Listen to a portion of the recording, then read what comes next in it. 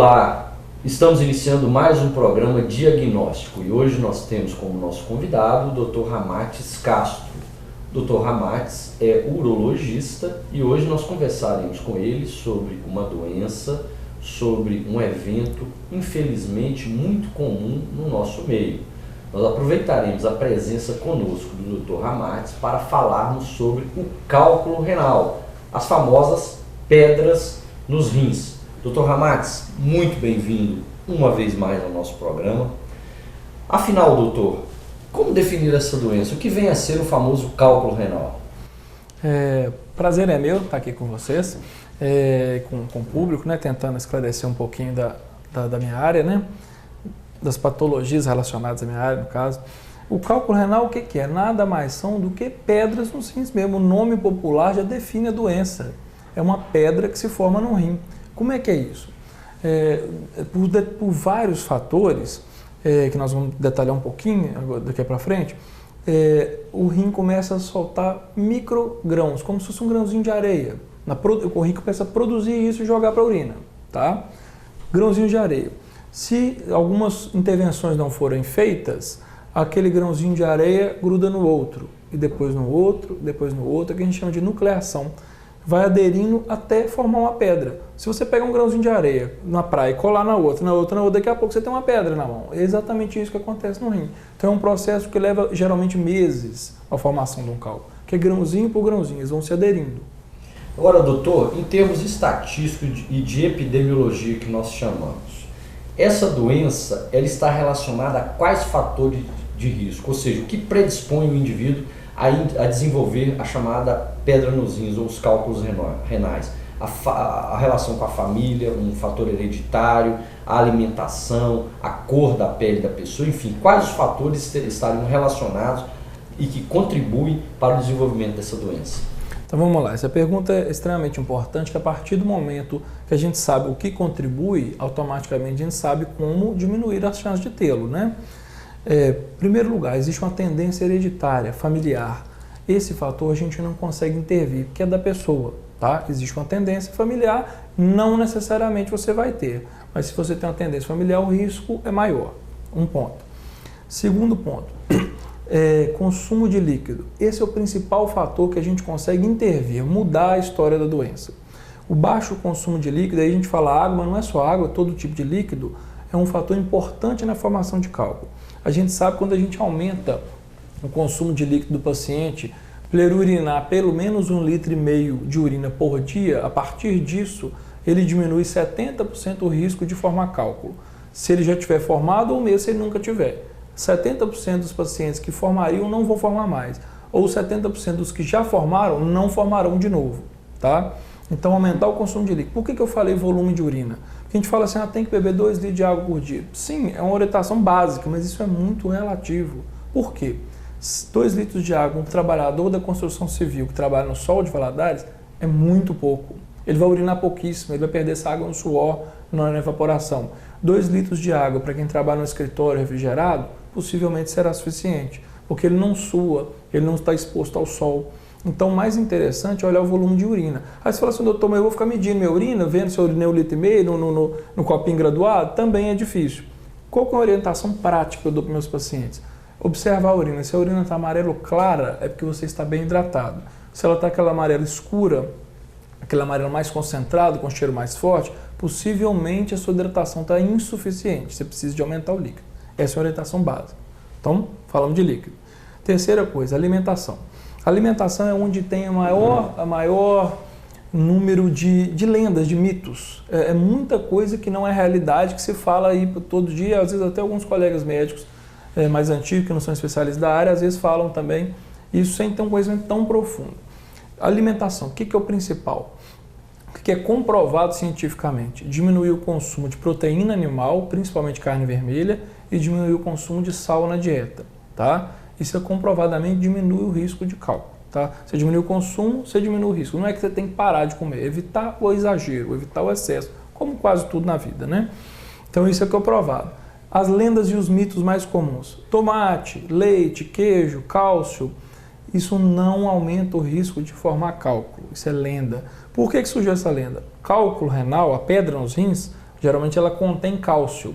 Então, por inferição, achava-se que você comer coisas que têm cálcio aumenta o risco de formar cálculo, que não é a verdade, foi comprovado que não é verdade. Pelo contrário, se você restringir muito o cálcio na dieta, você pode até formar mais pedra, até aumenta o risco em vez de diminuir. Então, alimentação cálcio normal, tomate normal, não muda nada, tomate é ótimo para a saúde, não vai parar de comer tomate por causa disso, tá? Então nós falamos disso. E a outra coisa é a situação climática. Tá? As cidades quentes, as pessoas têm uma tendência maior a formar cálculo. A explicação é muito simples. Se você está num lugar quente, você evapora muito do seu líquido e forma menos urina. Se você compensar bebendo mais líquido, vai funcionar a mesma coisa no lugar frio. Mas na prática as pessoas tendem a não compensar. Ela bebe o mesmo tanto de água do que num lugar frio, só que ela precisaria de mais líquido. Tá? Então esses seriam os fatores principais. Em termos de sexo, existe uma predileção, não? Bem apontado. O sexo masculino tem um risco maior de formação de cálculo. Acredite que os hormônios femininos podem proteger contra a formação, não se sabe ao certo. O fato é que os homens têm mais cálculo que a mulher, uma tendência aí de quase que o dobro de chance. É interessante que a infecção urinária ela é bem mais frequente na mulher, ao passo que o cálculo o é no homem. Muito interessante essa colocação. Sim. Agora, doutor, progredindo um pouco mais na nossa conversa e já desembocando nos sinais e sintomas. O paciente, então, ele começa a desenvolver essa doença. O que vem à tona, o que aflora do paciente para chamarmos a atenção com relação a essa possibilidade de existirem as chamadas pedras nos rins, doutor? Certo. Vamos lá. As pedras nos rins, o cálculo renal, ele dá sintoma quando ele obstrui o fluxo de urina. Tenta ser mais claro. Aqui, ó. Então, aqui está o rim. Aqui o canal que leva a urina do rim para a bexiga, continua aqui até a bexiga, né? Esse canal chama ureter. Quando a pedra está dentro do rim, mas não está atrapalhando a urina produzida aqui e desce, né? Quando ela está dentro do rim, mas não atrapalha o fluxo de urina, geralmente o paciente não tem sintoma. É o cálculo que está dentro do rim. Quando que o sintoma se apresenta? Quando esse fluxo de urina é obstruído. Geralmente isso acontece em que situação? Quando o cálculo renal vem para a saída do rim e se aloja aqui, ou quando ele vai para o canal urinário, para o ureter, né? Porque aí o que acontece? O fluxo urinário ele é interrompido.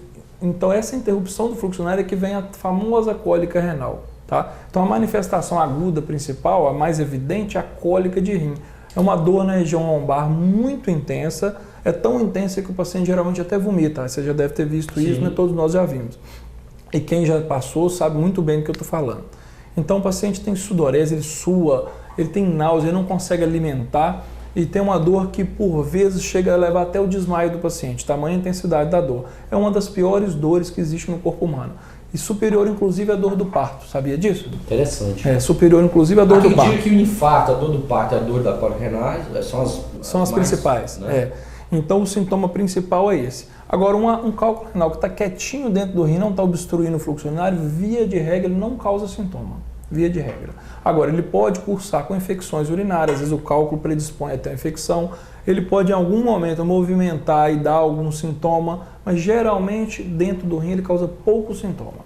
Normalmente a cólica vem quando ele se desloca sai do rim, que é esse órgão espécie de feijão aqui, e vai em direção à bexiga. Ele pode sangrar também, levar o que nós chamamos tecnicamente de hematúria, que é a presença de sangue. Ele pode apresentar cólica renal, sangramento na urina, disúria, desconforto para urinar. Paciente que às vezes tem um rim sólido, pode parar completamente o funcionamento desse rim, né? Então tem situações, às vezes até dramáticas. Se ele estiver associado com uma infecção urinária, ele pode levar a quadros gravíssimos, até mesmo a óbito. Em algumas situações. Se não devidamente tratado. Se não devidamente tratado, se ele estiver associado com infecção urinária. Agora, doutor, nós estamos então lidando com o paciente com suspeita de cálculo renal. Quais os exames que nós dispomos hoje a fim de fecharmos esse diagnóstico? Certo. Se existe uma suspeita de cálculo renal, antigamente usava-se muito a radiografia. Radiografia a gente vê alguns casos de cálculo e muitos não vê, então a gente tem usado menos devido aos métodos mais modernos que temos hoje. A ultrassonografia é um bom método, é um método que não tem um custo tão elevado, que é inócuo ao paciente, não tem radiação, é facilmente disponível, a gente tem inúmeras clínicas de ultrassonografia na cidade, muitas boas inclusive, excelentes, então o ultrassom seria uma alternativa. Agora no caso da cólica em si, O ultrassom muitas vezes vê, mas algumas vezes mesmo o ultrassom não consegue achar o cálculo, porque o cálculo, quando ele está no canal urinário, às vezes o ultrassom não vê bem. Nesse caso, o melhor exame é a tomografia computadorizada. Ela sim, ela define muito bem o tamanho, a localização, todas as informações que eu preciso para saber se é um cálculo que vai sair sozinho ou se é um cálculo que eu vou ter que internar para tirar com tratamento cirúrgico. Isso, exatamente sobre isso nós vamos falar no próximo bloco. A abordagem desses cálculos, logicamente, vai depender do tamanho dele. Não é isso? Certo, claro. Vai sair só com cirurgias, vai ser retirado só com cirurgia, com a ingestão de líquido, enfim. Vamos falar daqui a pouquinho sobre esse tema. Nós temos conversado com o Dr. Ramatis Castro, ele é urologista, e temos falado sobre os cálculos renais. Faremos agora um rápido intervalo e já retornaremos ainda conversando com o Dr. Ramatis. Estamos de volta com o nosso programa diagnóstico, recebendo hoje a visita do Dr. Ramatis Castro. Ele é urologista e temos aproveitado a presença do Dr. Ramatis aqui para conversarmos sobre o cálculo, a pedra, a famosa pedra nos rins. Doutor, nós terminamos o bloco passado dizendo dos métodos diagnósticos disponíveis a fim de se diagnosticar precisamente, efetivamente, o cálculo renal. E o senhor dizia que quando o cálculo está no rim, o ultrassom seria o método mais indicado para o diagnóstico. Ao passo que quando esse cálculo já migra para a via urinária, ureter, bexiga, etc., se pode fazer a tomografia computadorizada. Uma vez então fechado o diagnóstico, esse paciente possui cálculo renal. Quais linhas terapêuticas nós dispomos hoje para abordarmos efetivamente, ou seja, tratarmos efetivamente esse doente, a fim não só de aliviar a dor desse paciente, como também resolver o problema do cálculo renal? Vamos lá. A gente tem que diferenciar duas situações. Uma, o paciente numa situação da urgência, outra, o paciente tem um cálculo, mas não está sentindo nada. Tá? Vamos começar por aí. Na situação de urgência, via de regra, quando na urgência é o quê? A cólica de rim. O paciente chegou ao pronto-socorro, está com a cólica renal, aquela dor intensa, vomitando, uma dor terrível, ele acha que algumas vezes acha que vai morrer porque a dor é muito intensa, ele acha que está acontecendo, se ele não teve antes, ele acha que está acontecendo alguma coisa mais grave, tá? É um quadro às vezes dramático até. E então nessa situação, é o que eu falei, que geralmente o cálculo está aqui no canal, no ureter. Então, vai ditar muito os sintomas do paciente, o tamanho do cálculo, a repercussão que ele está tendo, tá? Como é que é isso? Um cálculo até 5 milímetros, isso os exames de imagem mostram para a gente, o ultrassom algumas vezes mostra, a tomografia sempre mostra. Se ele tiver até 5 milímetros, geralmente ele sai sozinho, tá? Então, até 5 milímetros, só com a ingesta de líquido? Geralmente. Isso aí é linhas gerais, não né? Necessariamente, não necessariamente, medicina não é matemática. Exatamente. Né? Por que não é matemática? Porque às vezes um paciente com cálculo de 5 milímetros, ele está com tanta dor durante tantos dias que ele não consegue esperar, ou às vezes começa a evoluir com a infecção renal. Hoje pela manhã, eu estava fazendo uma cirurgia de um paciente com um cálculo nessa situação com 4 milímetros. Por quê? Há vários dias com cólica, ele não suportava mais a dor e o rim dele já estava dilatando. Então era um cálculo pequeno que não desceu porque, apesar de ser pequeno, o canal dele era estreito. Isso é da pessoa, ela nasce assim. Então a gente teve que fazer a abordagem para tirar o cálculo. Mas, em linhas gerais, até 5 milímetros no canal ele desce, de 5 a 7 milímetros é uma zona cinzenta que a gente chama, pode descer, pode não descer, acima de 7, ou seja, de 8 milímetros para cima, é pouca probabilidade dele sair sozinho. Aí a gente já tem que começar a pensar numa intervenção mais urgente. Porque igual está mostrando aqui, eu não sei se essa gravura está adequada, mas o cálculo vai para o canal, ele começa por obstruir o fluxo urinário, o rim continua produzindo urina, não tem como escoar. Ele começa a dilatar, tá vendo? Olha a diferença desse rim para esse rim. Ele começa a dilatar. E com o tempo, se isso passar muitas semanas, pode começar a ter perda, inclusive, da função renal. O rim até parar em alguns funcionar. casos, pode até perder o rim. É claro que são situações assim, de paciente que não consegue tratamento ou que não busca durante muitos meses, pode chegar até semanas, talvez até menos de meses, pode chegar a perder completamente o rim. É uma situação extrema, a gente não é... O paciente tem cólica renal, já vai perder o rim, não. Calma, senão também gera um alarde que não é necessário. Mas com tratamento adequado isso não acontece não, tá? Então, dividindo nesse paciente que está na urgência. Agora, o paciente que não está sentindo nada, está com um cálculo parado dentro do rim que não está tendo repercussão nenhuma. O fluxo urinário está continuando normal, ele não está obstruído, a urina, ele não está com dor. Aí a gente tem que pensar. Um cálculo até 7 milímetros, geralmente a gente não faz nada, a gente só acompanha. Por quê? Porque se ele descer para o canal, em algum momento ele vai descer, ele tem uma chance razoável de urinar espontaneamente. Então a gente não faz nada, a gente só acompanha, orienta a dieta, aumenta o consumo de líquido para não deixar esse cálculo crescer mais, tá? Ok. Um cálculo acima de 7 milímetros, a gente tem que começar em algum tipo de tratamento, tem que começar a pensar em algum tipo de tratamento. Por quê? Porque quando ele for descer, possivelmente ele vai ter dificuldade, tá? Alguns casos, até de 7 milímetros até 1 centímetro, 1,5 centímetros, a gente pode tentar a litotripsia extracorpórea, que aquele tratamento o pessoal chama de laser, que bate externo, né? A pessoa deita na máquina e toma como se fossem umas pancadinhas no rim. Então, em alguns casos é eficaz. Hoje até tem 1,5 centímetros. Às vezes até um pouquinho mais.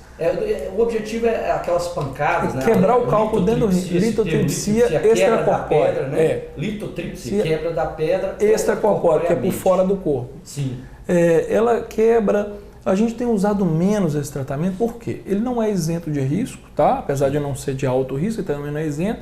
E tem uma taxa de falha considerável, de não quebrar ou de quebrar o cálculo e os fragmentos impactarem no canal. Sim. Então, às vezes, você resolve um problema e cria outro. Certo. Mas tem alguns casos que valem muito a pena ainda, a gente continua indicando menos, tá? Okay. Indicando menos. E o que tem sido indicado mais hoje é esse tratamento aqui com o laser interno, que é a ureteroscopia flexível a laser, tá?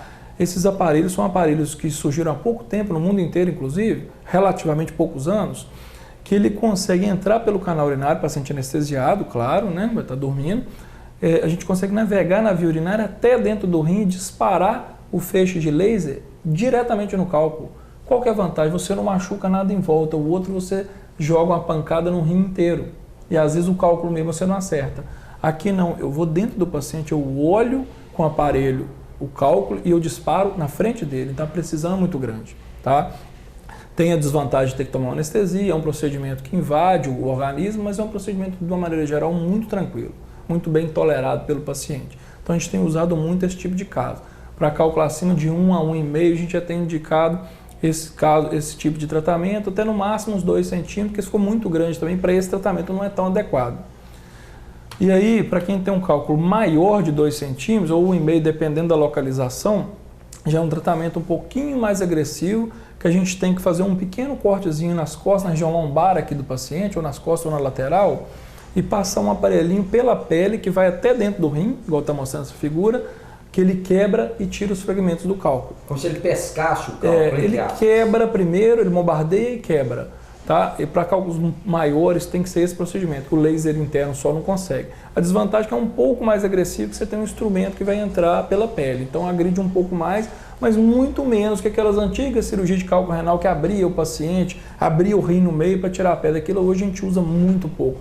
Salvou muita gente, foi muito benéfico, mas hoje em dia é muito raro você precisar de chegar nesse ponto. Esses tratamentos mais modernos, com aparelho, com endoscópio, a gente consegue resolver 99% dos cálculos hoje em dia. Muito interessante. Então aquela cirurgia aberta mesmo quase não se faz. Em que situação, portanto, aquela situação de se abrir e se abordar o rim via cirúrgica, assim, propriamente dito, é feita hoje? Cálculos talvez no que nós chamamos de coraliformes. Para cálculo renal... Para cálculo renal é raríssimo, mesmo coraliforme. Coraliforme é o cálculo que ocupa o rim inteiro. São cálculos imensos, parece um coral mesmo, por isso que chama coraliforme. E mesmo nesse cálculo a gente tem feito essa cirurgia percutânea com resultado excepcionalmente bom. Então, para abrir o rim em situações assim, para cálculo renal, muito de exceção. Hoje a gente abre rim mais para câncer, para tirar tumor renal. Aí é uma indicação mais comum. Para cálculo, só se for um cálculo muito complexo, que já tentou uma cirurgia percutânea e não deu certo, ou que esteja muito infeccionado, né? Uma situação que já está perdendo o rim, com muito cálculo, às vezes você tem que tirar o rim junto com o cálculo. Então é tratamento da exceção. Nos últimos 3 anos que eu não abri nenhum paciente para tirar cálculo renal. Tudo a gente conseguiu tratar com esses métodos menos invasivos. Que coisa boa. Aquilo que eu mostrei antes, do laser interno, o paciente faz de manhã, ele vai embora no mesmo dia à tarde. Às vezes ficam do dia para o outro no máximo. A cirurgia percutânea, ele vai embora com um dia, no máximo 2. Né? Agora então, os convênios cobrem essas modernidades? Esses cobrem sim. Cobrem o SUS ainda não? O SUS não. O SUS da cirurgia a laser ela não é viável no SUS, porque o material é muito caro, o SUS não paga. E a cirurgia percutânea também está mais ou menos na mesma situação. Alguns casos são feitos por filantropia, mas não existe uma predisposição do SUS pagar, infelizmente. Porque o material é caro. O material é caro. Assim, nos grandes centros, hospitais universitários, igual lá em Belo Horizonte, Hospital das Clínicas, Santa Casa, às vezes faz mais porque tem uma universidade por trás que banca esse tipo de tratamento filantrópico. Até para o aluno aprender também. Exato. Aqui a gente já faz alguns casos pelo SUS, mas é restrito que o material de alto custo não tem uma fonte financiadora para pagar isso. Então acaba que vira o médico pagando a cirurgia, né? Então literalmente você não só não ganha adequadamente, como às vezes paga para operar. Então às vezes a gente faz algumas situações, mas realmente no sistema público infelizmente ainda é limitado o acesso. Muito bem, doutor, o senhor colocou os vários tipos de tratamento. Agora eu gostaria de finalizar a nossa entrevista, até porque o nosso tempo está por terminar, falando sobre a profilaxia, o tratamento profilático. Como evitar essas pedras? Só um último ponto que eu esqueci, eu falei da cirurgia, mas existem também alguns casos, quando o cálculo é pequeno, está no canal, por exemplo, abaixo de 5 milímetros, que a gente tem medicamentos que ajudam nessa eliminação. Sim. Tá? Então existe essa situação também. Dilata a via urinária, facilita. Para algumas situações específicas tem benefícios, a gente entra com isso, além da analgesia, né, tratar a dor do paciente, mesmo quando é um cálculo pequeno, que a gente vai esperar ele sair sozinho, a gente tem que ter uma analgesia muito adequada, porque o paciente sofre. Às vezes, inclusive, venosa, hospitalar e não ambulatorial. Agora, para finalizar, como que nós vamos evitar profilaxia? Profilaxia é evitar o problema. Tá? Primeira intervenção possível para qualquer um, aumentar o consumo de líquido. A gente já tocou nisso, né? Vamos voltar para frisar. Aumentando o consumo de líquido, você diminui 70% o risco de você ter pedra no rim ou de você ter outra, caso você já tenha tido uma. 50% dos pacientes que já tiveram um cálculo renal vão ter outro. Pensa bem, se você teve uma pedra no rim, você tem 50% e tirou ou eliminou, 50% de chance de ter de novo. É muito frequente. Então a gente tem que fazer a intervenção de aumentar o consumo de líquido. E se você nunca teve e não quer ter, você também tem que fazer. Então, ou seja, tendo ou não tendo, a indicação é a mesma, né? Quem tem fica mais assustado, às vezes adere mais ao tratamento. Então, a primeira questão é o consumo de líquido. Segunda questão, diminuir o consumo de proteína animal, principalmente a carne vermelha. E também o sal na dieta, são os principais. A gente sabe que a obesidade também é fator de risco, então perder peso também ajuda, né? Agora, em relação à raça, as coisas para a litíase renal não tem diferença, tá?